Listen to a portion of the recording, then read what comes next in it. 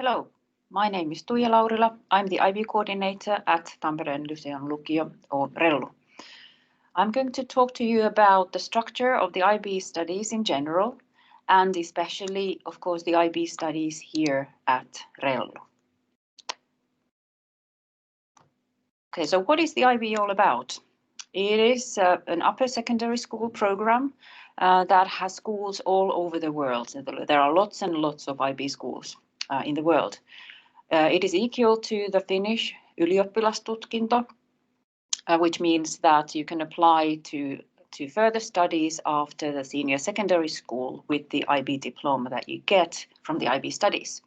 There are 17 IB schools in Finland, and our first graduates graduated already in 1995. So we've been doing this for a long time already. The structure of the IB studies then. The first year when you come to our school is the so-called preparatory year. And mostly the studies during this year are done according to the Finnish syllabus, but the teaching happens in English. And this gives a really, really good foundation for the IB studies. The actual IB studies start after the pre-year, and they take 2 years. And during the actual IB studies, you follow the IB syllabus. And then after the 2 years, you take part in the IB final exams. And all of this gives you a really, really good foundation for your future studies.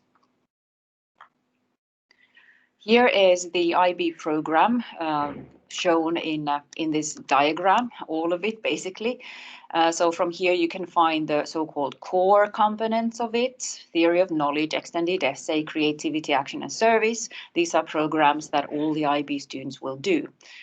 In addition to the core, the students of course also study subjects. And in the IB, the subjects are grouped into IB subject groups. And the basic idea is that every student will choose one subject from each one of the groups. And what do we then offer at Rellu? These are the IB subjects that we offer. So we have as mother tongue level languages Finnish and English, and also a possibility for students to choose some other mother tongue program as a self-taught language. The second language that we can offer here, again, Finnish and English as mother tongue, but then also Finnish as a foreign language, and then French and Spanish as foreign languages. Group 3 is individuals and societies, and in that group we offer economics, history and psychology.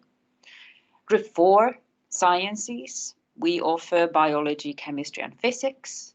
Group 5 is mathematics. We have several possible levels of mathematics to choose from.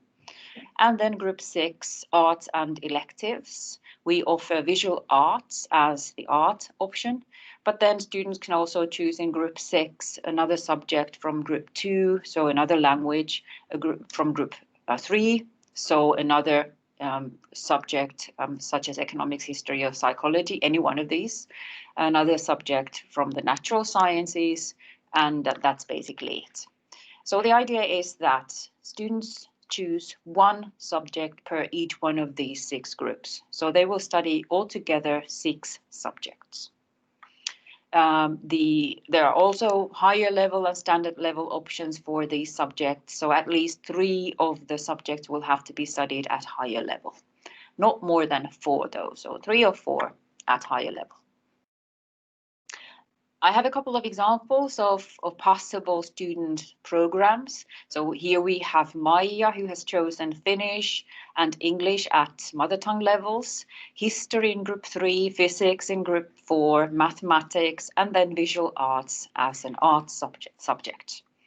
And another example for a program, again, Finnish and English as languages, but this time Finnish as the mother tongue, English as a mother tongue, Finnish as a foreign language, psychology from Group 3, biology Group 4, then math, everybody will study math, and economics from Group 6.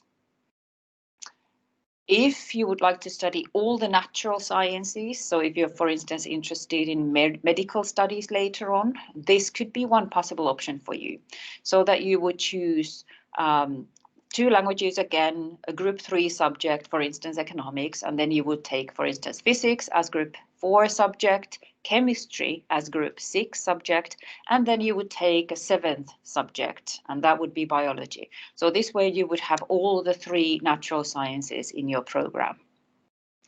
Another possibility for taking all the 3 natural sciences would be a so-called non-regular diploma, where you would replace the group 3 subjects with the natural science. So in this example, we have biology there, and then physics in group 4 and chemistry again in group 6. This is a program that has to be asked from the IB, so you can't automatically study this program. It has to be applied for from the IB, and this also requires very good grades from the natural sciences during the pre-year. Why choose IB? There are several good reasons for this. First of all, you can study, of course, in English, which will give you really good English skills for your future. You can study in an international environment. You can challenge yourself, develop your academic skills. The IB program is a challenging one, so you will for sure get challenged. You can concentrate on those subjects that interest you because you're just going to study 6 subjects. You can study in smaller groups compared to the national side. You will also benefit from learning theory, but then also applying the theory in practical ways. For instance, in natural sciences, there's a lot of experimental studies made. You can all in all learn to think critically and see the big picture.